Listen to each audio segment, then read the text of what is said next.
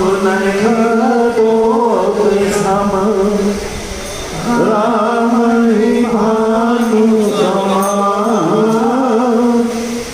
परश वचन सुनि काढ़ियसी बोला अति खिसियान सियापति राम जय जय राम मेरे प्रभु जय जय राम करो कल्याण राजा राम भवन हरि राम सिया राम सुदशरथ अधीर बिहारी राम सिया राम सीता ते मम हृदय राम जय सिया राम करती हूँ तब सिर कठिन के पाना राम जय सिया राम नाहि का सबदि महानुभारी राम जय सिया राम सुखी होते जीवन हानि राम जय सिया राम साम सरोदि धाम सम सुंदर राम जय सिया राम प्रभु कर समरस राम जय सिया राम सोभुज कंठ आवेसी घोरा राम जय सिया राम सुनु सठ बस प्रवान पर मोरा राम जय सिया रामचंद्र हास हर मन परिताप राम जय सिया राम रघुपति विरय अनल संग्राम राम जय सिया राम सीता निशित बहसी बरधारा राम जय सिया राम जय सीता मम दुख भारा राम जय सिया राम सुनत वचन पुनि मारण धावा राम जय सिया राम मैं कन्या करी नीति बुझावा राम जय सिया राम सकल निशिचर बुलारी राम जय सिया राम सीता बहु विधि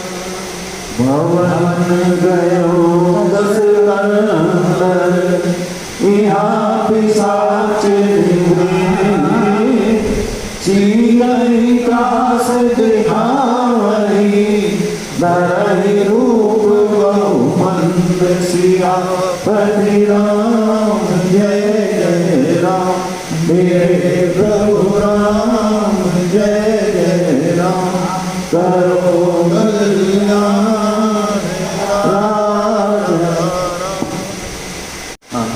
आपहि सुनिखा दोत सम राम ही भानु समान परुष वचन सुनिकारी असिको भोला अतिक सियान सियापति राम जय जय राम मेरे प्रभु राम जय जय राम करो कल्याण राजा। परम आदरणीय उपस्थित मानस प्रेमियों और चरणार्थियों, सुंदरकांड के अंतर्गत आप सुन रहे हैं कि रावण जानकी जी से वार्तालाप करने के लिए समस्त पत्नियों को लेकर आए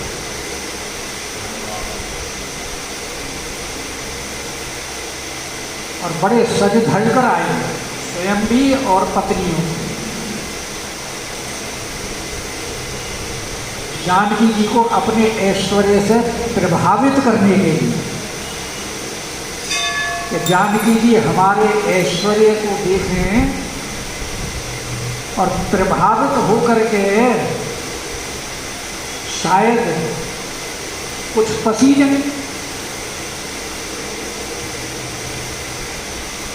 पर जानकी जी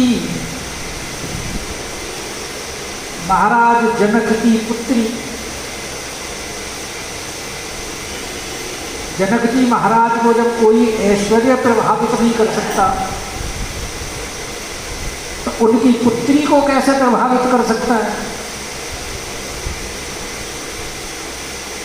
और फिर राघवेंद्र सरकार की पत्नी, अयोध्या का वैभव भी कोई कम नहीं है। चक्रवर्ती सम्राट हूँ दशरथ जी।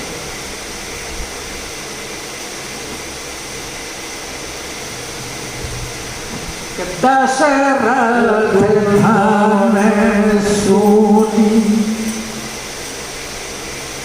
धन तैल जाई, जो धन की संपत्ति के स्वामी हैं कुबेर जी, अयोध्या की संपत्ति को देखकर वो स्वयं लज्जित हो जाते हैं।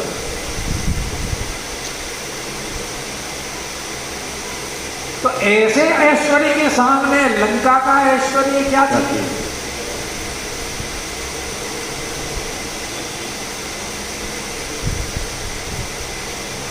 तो जानकी जी प्रभावित होने वाली नहीं है, लेकिन ये है कि सठ अपनी सठता से बाज नहीं और अनुग्रह कर रहा है जानकी से कि तब अनुचरी करहु पन मोरा। देख, जो मेरी जितनी सारी रानियां हैं,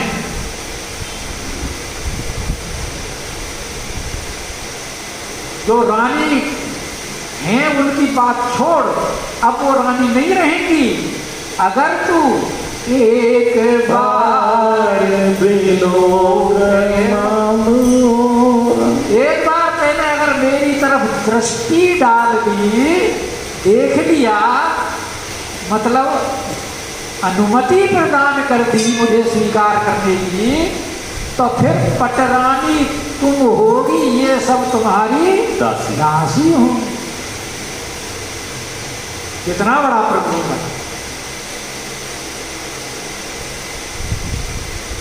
क्योंकि जो कामी व्यक्ति होते हैं वो अपनी स्वार्थ साधना के लिए साम दान दंड भेद सब प्रकार का प्रयोग करते हैं। लेकिन जानकी जी ने तो उनकी तरफ देखा ही नहीं। तरण धरियो सुमरियावदपति परम सरी सुनो दस मुख खद्दोत प्रकाशा। कभी तुमने जुगनू के प्रकाश में कमलनी को खिलते देखा है?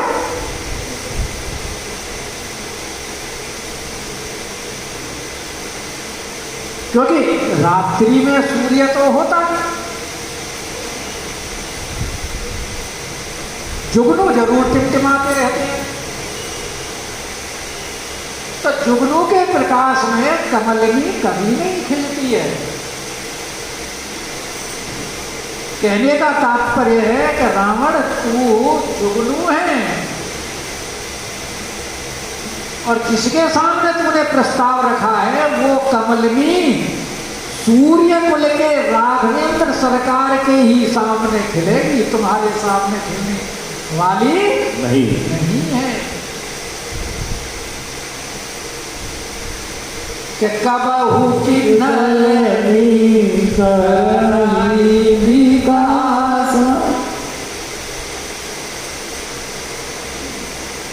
और तुम जो अपने ऐश्वर्य की, बल की और भीग मारते फिरते हो वो सब मैं जानू।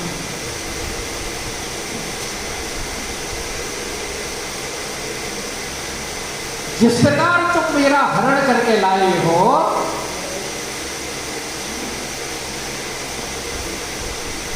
उससे समस्त संसार को पता लग गया कि तुम कितने बड़े वीर हो।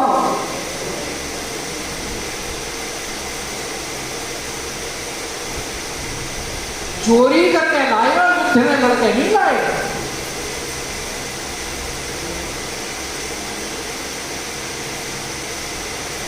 और चोरी करने जो जाता है उसकी स्थिति कैसी होती है? स्वान की नाई। सो तसीस स्वान की नाई इत उत चिते चला बढ़िया। ये स्थिति वर्णन की है जब चुराने गया है।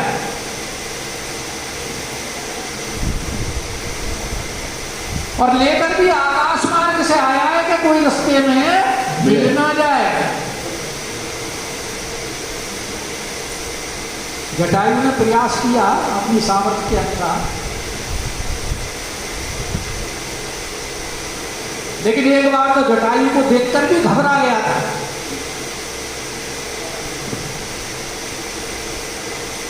तो कहता है कि तुमको अभी राघवेंद्र सरकार के बल पौरुष का ज्ञान नहीं, अगर होता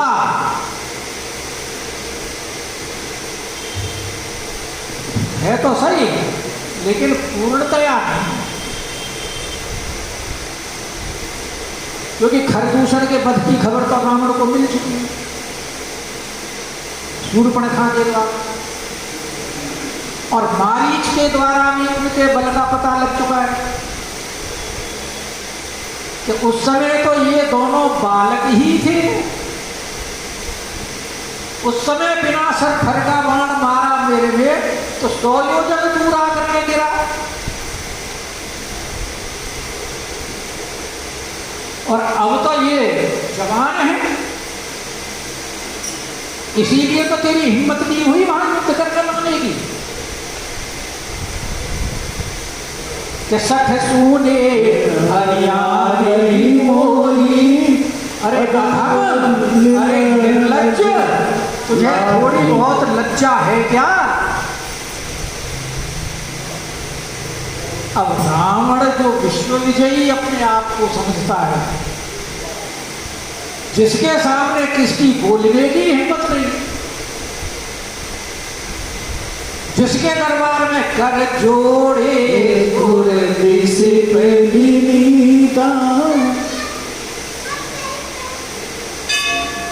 भ्रकुटी बिलो गई सकल सभीता।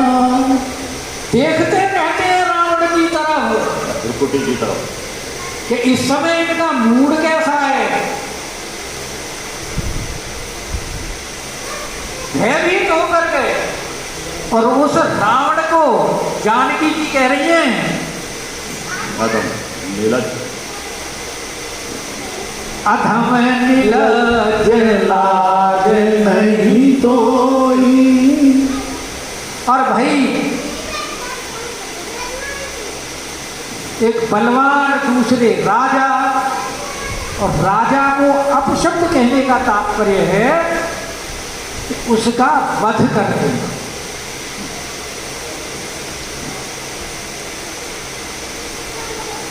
और जब उन्होंने जानकी जी ने कहा कि तू खद्योत है,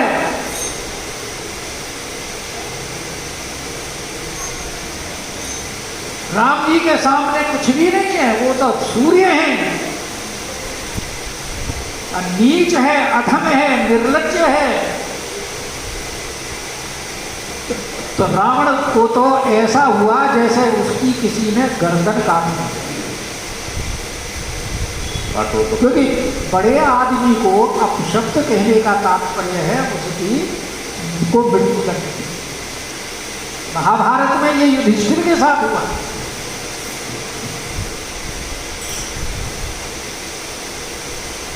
कर्ण से युद्ध होते समय कर्ण ने युधिष्ठिर को पराजित करके छोड़ दिया, क्योंकि कुंती से उसने वचन ले रखा था कि या तो अर्जुन मरेगा या मैं मरूंगा, पुत्र तेरे 5 ही रहे, मैं और किसी को नहीं मारूंगा। और युधिष्ठिर अपमानित होकर के शिविर में बड़े दुखी बैठे। अर्जुन को पता लगा, अर्जुन आए तो युधिष्ठिर ने क्रोध में तो थे, क्योंकि हृदय के अंदर क्षोभ था अपमानता का, और अर्जुन को कह दिया धिक्कार है तेरे गांडीव को, तेरे होते हुए मेरी ऐसी दुर्दशा। और अर्जुन ने यह प्रतिज्ञा कर रखी थी कि जो मेरे गांडीव के प्रति अगर कोई अपशब्द कहेगा मैं उसका वध कर दूंगा। महाभारत में यह प्रसंग आता है, आपने सुना होगा, पढ़ा होगा। और जैसे ही युधिष्ठिर ने गांडीव के लिए कहा, अर्जुन ने तुरंत अपनी तलवार की। कृष्ण को पता था, कृष्ण ने तुरंत रोका अर्जुन को, क्या कर रहे हैं?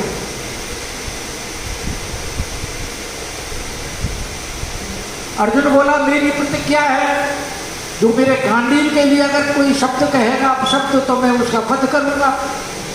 अब बताओ क्या कर। कृष्ण बोले देखो, तुम अपने बड़े भाई को तू कह करके संबोधित कर,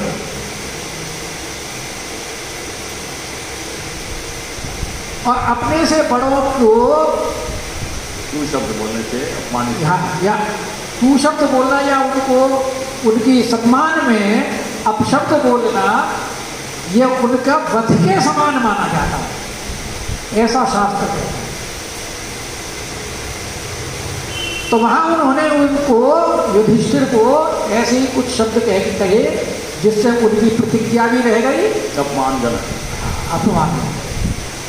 और यहाँ रावण ने भी अपमान कर, राजा एक तो राजा होकर के और फिर मेरा अपमान कि आप ही सुनी खद्योत मुझे खद्योत बता दिया, राम जी को सूर्य बता दिया कि राम ही भानु समान, और परुष वचन सुनी ये परुष वचन कौन से है? परुष वचन यही है कि अधम नीलज लाज नहीं तो इनसे कठोर और क्या शब्द हो सकते हैं? रावण जैसे प्रतापी के सम्मान है। तो खिसिया गया कि परुष वचन सुनी उसने अपनी तलवार खींच ली और बोला, क्योंकि वो तो जिस भाव से आया था कि अपना ऐश्वर्य दिखा करके जानकी जी को अपने पक्ष में ले लूंगा और यहाँ स्त्री समाज के सामने और उसकी जानकी जी ने बेइज्जती कर दी। तो रावण खिसिया गया और बोला सीता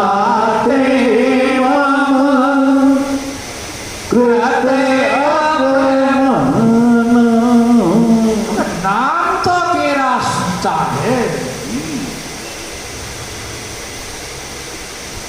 और सीता का तात्पर्य है शीतल करने वाला, लेकिन वचन तुम्हारे मुझे शीतल नहीं कर रहे बल्कि मेरी क्रोधाग्नि को और प्रबल कर रहे, अपमान कर रहे वचन है। जो नाम के अनुरूप तुम्हारा व्यवहार बर्ताव बोलचाल नहीं है कि सीता प्रेम मम कृते तुमने मेरा अपमान किया है और मेरे अपमान का फल क्या होता है? कटहूं तब दंड। गर्दन काट। मेरा अपमान करने का फल तुम्हें मिलेगा दंड, और दंड में क्या होगा? कटिहाऊं तावै सिर कठिन कृपाण। मैं तेरा सिर इस कठोर कृपाण से काट डालूंगा। चंद्रमास।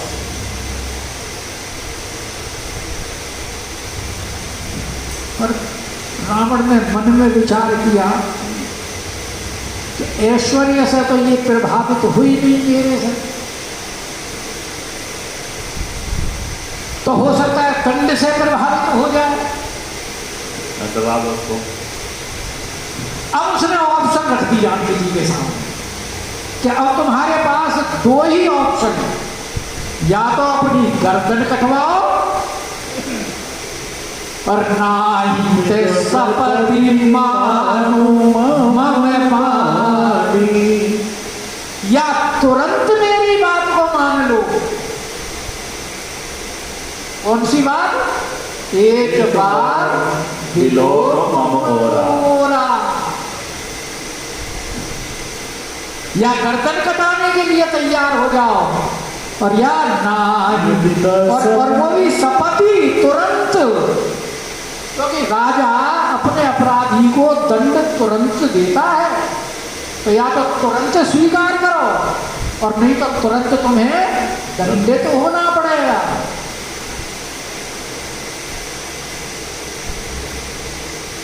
और अगर तुमने विलंब किया तो जीवन के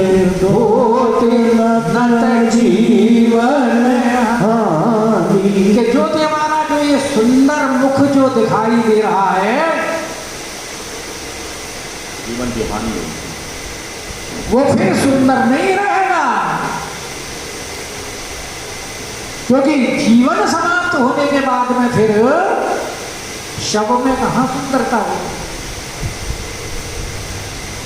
जब तक शिव है तभी तक सुंदर है। शिवी सुंदर। शिवम सुंदरम। सत्यम शिवम सुंदरम। और जब जहां शरीर से प्राण निकले फिर शिव की जगह फिर क्या रह जाता है? ये शव। शव। इसलिए या तो मेरी बात मान लीजिए, नहीं तो तुम्हें अपने जीवन से हाथ धोना पड़ेगा। जानकी जी कहां डरने वाली थी? वो बोले रावण, मैं तेरी इन कीचड़ भक्तियों से डरने वाली नहीं हूं।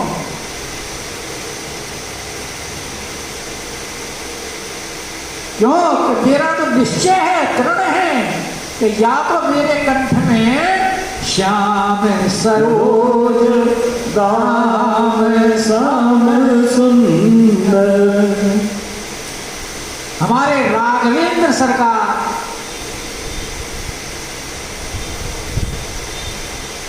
जो नील कमल के समान हैं,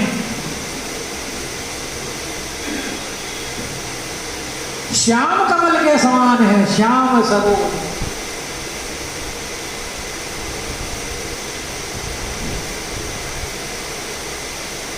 या तो उनकी भुजाएं मेरे गले में पड़ेंगी, कि श्याम सरोज या फिर प्रभु भुज करी कर समदस कंद। हे दशकंदर, या तो राघवेंद्र सरकार की भुजाएं जो हैं तो कमल सदृश, लेकिन बलशाली हाथी की सूंड के समान है। करी कर, या तो वो मेरे गर्दन में पड़ेंगी, या फिर सोभुज कंठी तव आसी घोरा, या फिर जो तेरी तलवार है वो ही मेरे कंठ में पड़ेगी। इसके अलावा और तीसरा कोई ऑप्शन ही नहीं है। सुनो सठे अस प्रमाण बन मोरा, ये मेरा दृढ़ निश्चय है।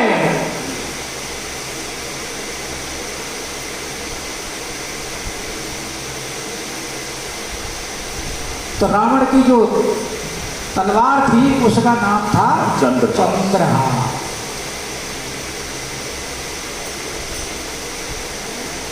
और ये चंद्रहास तलवार भगवान शंकर ने प्रसन्न होकर के रावण को दी।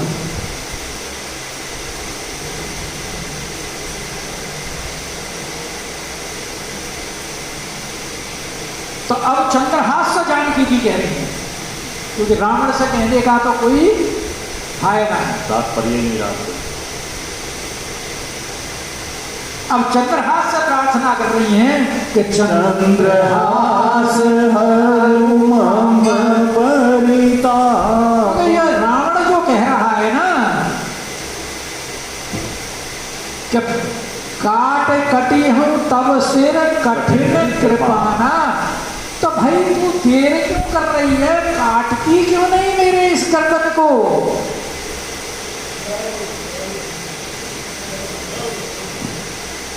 क्योंकि तू है चंद्रहास और मैं राघवेंद्र सरकार के विरह में व्याकुल होकर के जल रही हूं, और मेरी जलन कब समाप्त होगी, जब तू अपने नाम को सार्थक करेगी। चंद्रहास, चंद्र का मतलब चंद्रमा और हास का मतलब किरण, और चंद्रमा की किरण क्या होती है, शीतल।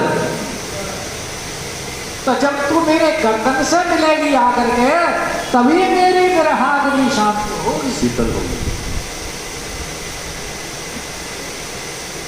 और वैसे भी तुम्हारा हमारा तो संबंध है। चंद्रहास के जानकी जी के क्या संबंध है, क्योंकि तुम भगवान शंकर की तलवार हो, और भगवान शंकर कौन है, सेवक स्वामी सखा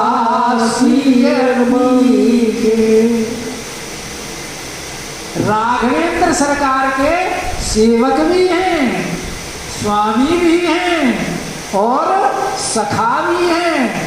तो इस संबंध से हमारा और तुम्हारा तो संबंध है, तो देर क्यों कर रही हो, शीघ्रता करिए ना। कि चंद्रहास हरु मम परिताप, मेरी विरहाग्नि को शांत करो। अर्थात कि जो रावण की इच्छा है उसको पूरी करने में देर मत करो। कि रघुपति विरह, क्योंकि ये राघवेंद्र सरकार का जो विरह है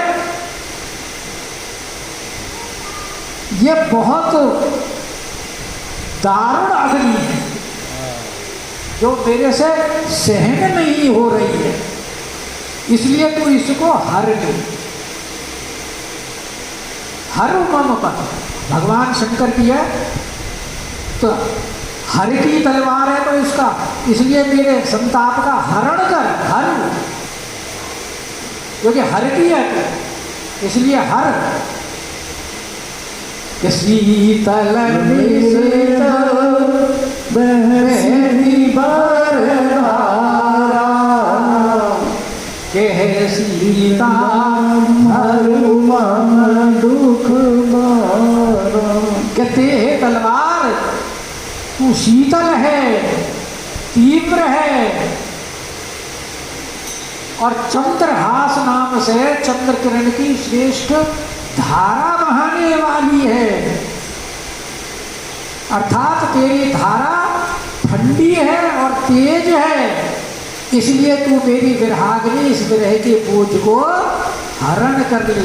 कह सीता हरु मम दुख बारा। सुनत वचन बोली मारन धामा। अब रावण ने जब देखा कि ये तो तलवार से भी नहीं डर रही, प्रलोभन से भी नहीं डर रही, किसी भी प्रकार से काबू में नहीं आ रही,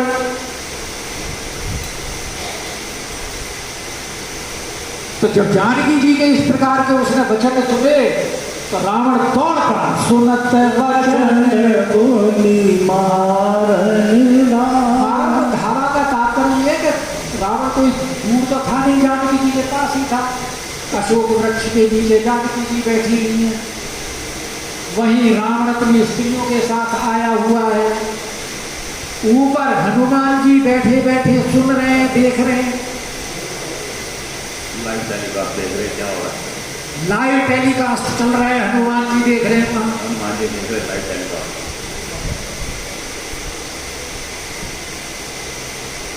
तो मारन धावा का मतलब उसने मारने का प्रयत्न किया, उद्यत हो गया। मतलब तलवार खींच ली उसने एक तरफ।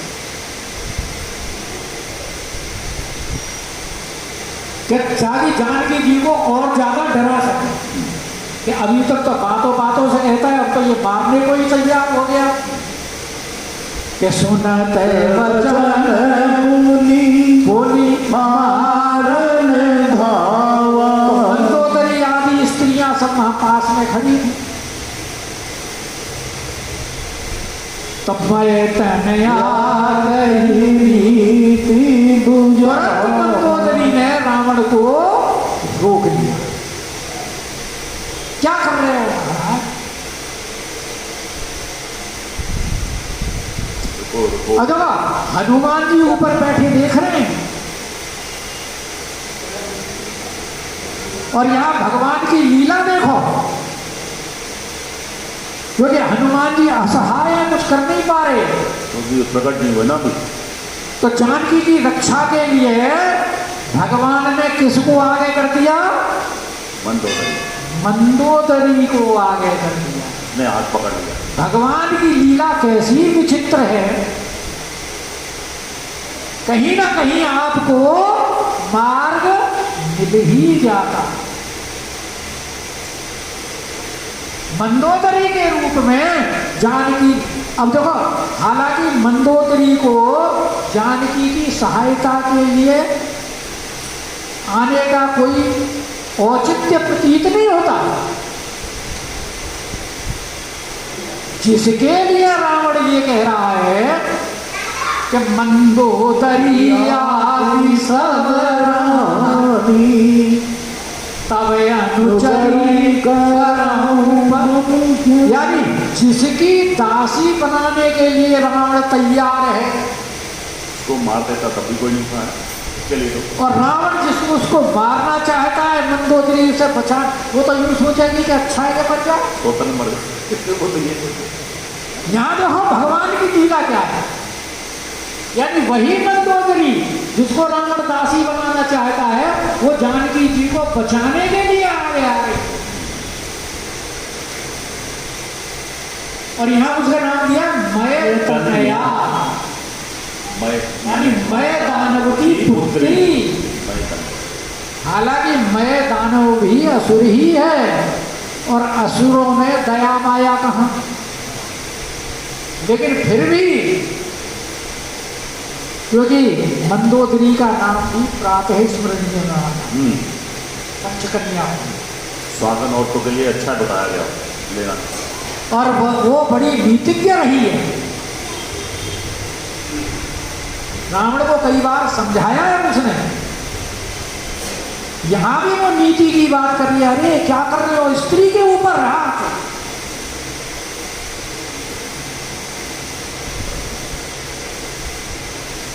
इसलिए कह रही है मैं तनया रोक लिया उसने रावण को, महाराज क्या करने जा रहे हो, आपके लिए ऐसा करना उचित नहीं है।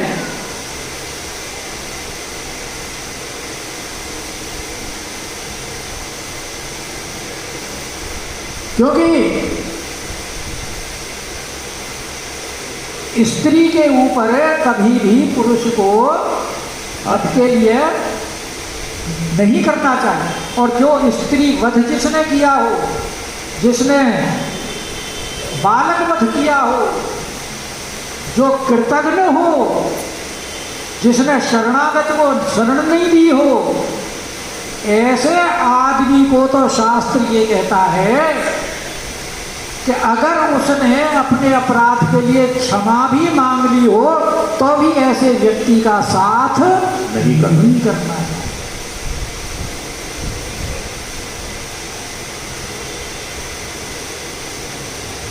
तो यहां वो रावण को नीति बता रही है कि महाराज आपके लिए ये उचित नहीं है। कहे सी सकल बुलाई, रावण के भी समझ में आ गई बात। उसने सब जो और जितनी, क्योंकि राक्षसियां जिस समय वार्तालाप हो रही थी जानकी जी से, उस समय राक्षसियां उनसे थोड़ी ही दूर हटी। और जब मंदोदरी ने उनको समझाया तो रावण ने मंदोदरी की बात मान करके राक्षसियों को बुलाया।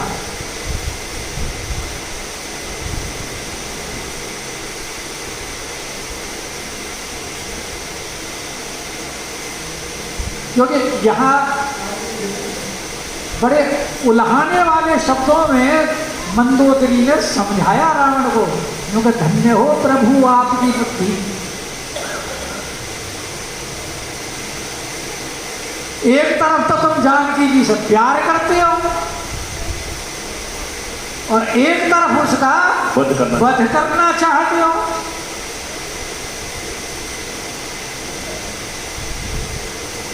वो एक वो पुराना शेर याद आ गया कि तुम्ही से मोहब्बत और तुम्ही से लड़ाई, बड़ा पुराना, अरे मार डाला तुम्हारी दुआई, बड़ा पुराना गाना है।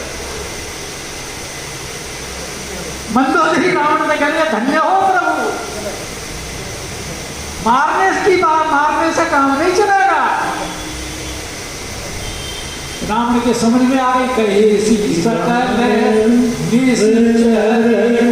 बुला, सारी राक्षसियों को बुला करके कहा कि देखो सीतई बहु विधि त्रास जानकी जी को तुमने इतना त्रास देना है, इतना कष्ट पहुंचाना है कि ये व्याकुल हो करके जो मेरा प्रस्ताव है, प्रपोजल है, उसको स्वीकार कर दो।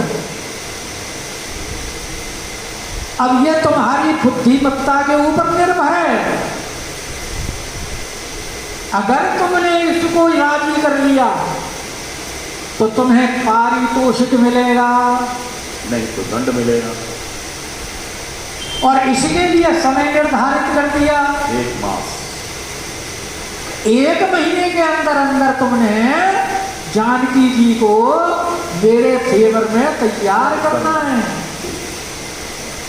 और अगर नहीं कर पाए तो इसका मतलब कि तुम किसी का योग्य सेविका नहीं। सेवा किसे कहते हैं तुम नहीं जानती क्या? स्वामी की किस प्रकार सेवा करनी चाहिए। इसलिए कह रहे हैं कि मास दिवस महु का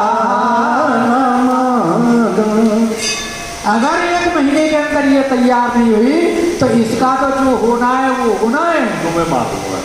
लेकिन तो मैं मारन काहे कृपा। तो इसे तो मैं मारूंगा ही मारूंगा, साथ में तुमको भी मार दूंगा। और भवन गयो सिकंदर यहाँ पिशाच निभे। सीतई त्रास दिखावही धरई रूप बहुमंद सियापति राम। जय जय राम।